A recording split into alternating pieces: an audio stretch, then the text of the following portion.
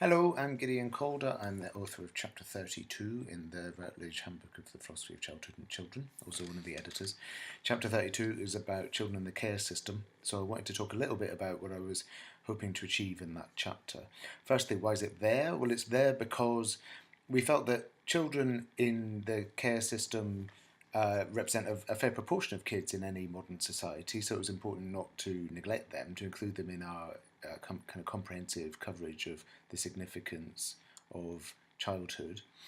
And secondly, also, a lot of the issues which do come up when you look at their situation or how a care system works actually connect up with and resonate with a much wider array of questions about children, their welfare, their interests, the responsibility towards them on the part of families or the state than you might expect. So really discussing the care system, we're discussing the place of children in society and a whole range of claims and assumptions that people might make about who's responsible for their welfare and on what terms.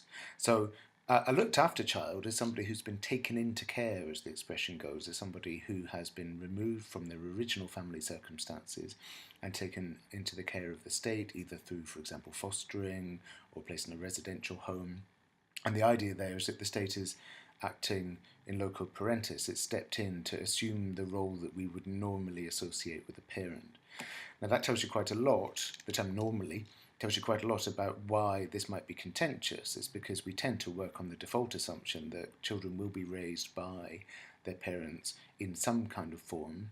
And so when we find an exception to that, it feels like a case needs to be made for that. So I look at the grounds on which children might be taken into care, for example, as a result of neglect or abuse. And I talk about the extent of the state's responsibilities, the role that it plays in that process, and what gives it the right to make those kinds of decisions, contentious as they obviously will be, because they involve assumptions about what an adequate standard of parenting might be in the first place.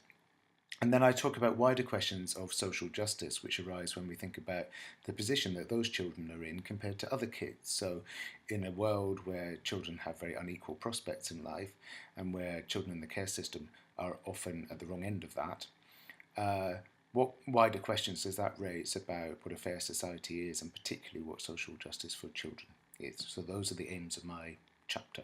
Thanks.